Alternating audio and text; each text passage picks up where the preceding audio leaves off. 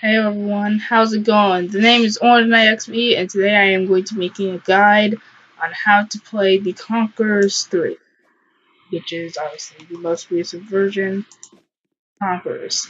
So, I will be going ahead and putting this into parts. I will go ahead and start off by going ahead and going over the basics that everyone should know in playing the game, and how to actually do it well.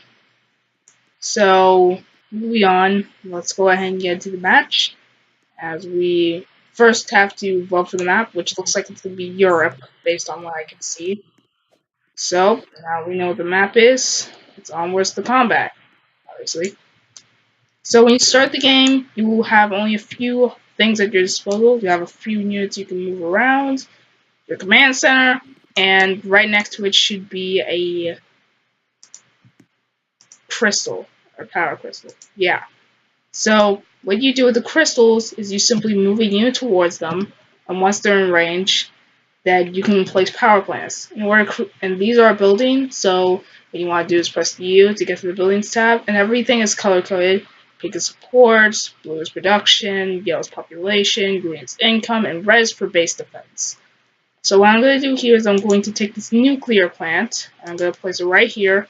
Press K to cancel out, and once you're done, you can reload these. You can go ahead and rotate these two as well by pressing the R key while also rotating it.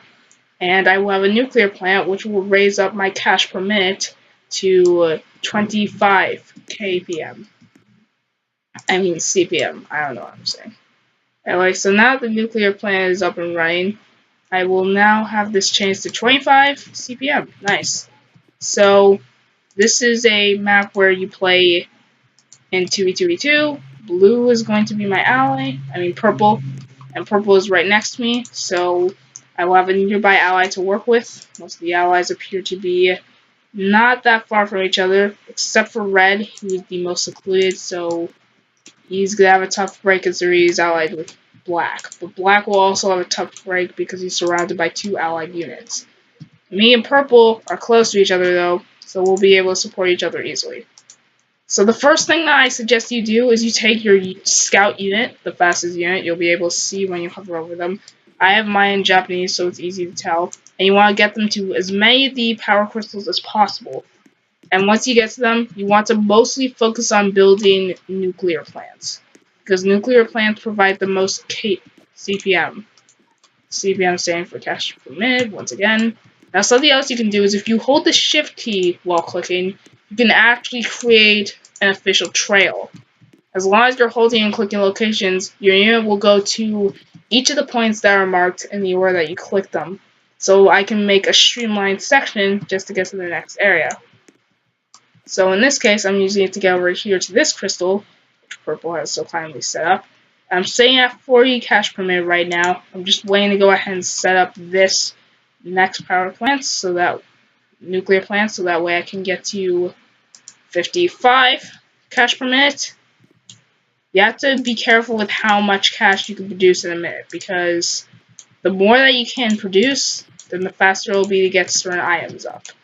In my case, since I'm about to jump to 55, it would take me 3 minutes to get something of high level like a barracks, which is essential. I will explain that soon. But first, what I want to do here is I want to go ahead and head over to my teammate's crystal, and then once I have enough money, I'll be able to place one here, but I can't do anything yet, so I'll just leave it here for now. Now, press T to go back to your base. That's an important tip. And this construction soldier, some people might wonder what it's actually for, so I'll explain it now. The construction soldier comes in handy when you're trying to set up naval bases. Basically, with a construction soldier, it creates a construction site, which is a building, so you can use it to make structures next to it, which comes in handy with what I will be creating soon, which will be a naval shipyard. Now, while you're waiting for your cash to flow in, you shouldn't just sit around doing nothing. You should monitor your teammates and your enemies as well to make sure that you are getting the most out of everything.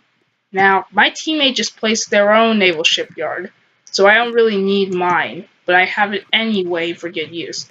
But we'll also start expanding out here, this section, which no one else has gone to yet, and there are a lot of power crystals to pick up from here. Now what I'm going to do quickly is I'm going to check here towards where red is. Red appears to have set up a barracks already, and also is setting up his soldiers well. And he is already on the move to gain some oil rigs. So red, despite having faraway allies, is very well situated, so he's a bit of a threat. Blue has a hospital up instead, so he's also a little bit of a threat to worry about. And then let's check. Black has a naval shipyard, but no barracks to work with. Yellow is pretty developed as of right now. He's got a naval shipyard, he's got barracks, he's expanding, he's doing well. So what I need to move onwards to doing now, as you can see, purple's onto my area. The next thing I need to go ahead and do is I need to get enough money to set up a barracks, which I will be doing in the next part of the video, which for me will be like a few minutes since I'm playing this in one session. So I'm going to upload this as part 1. Expect part 2 to be coming out very soon, but for now, that's going to be it for part 1. I'll explain more important basics in the next video. So I will see you in the next tips and tricks, and keep fighting out there.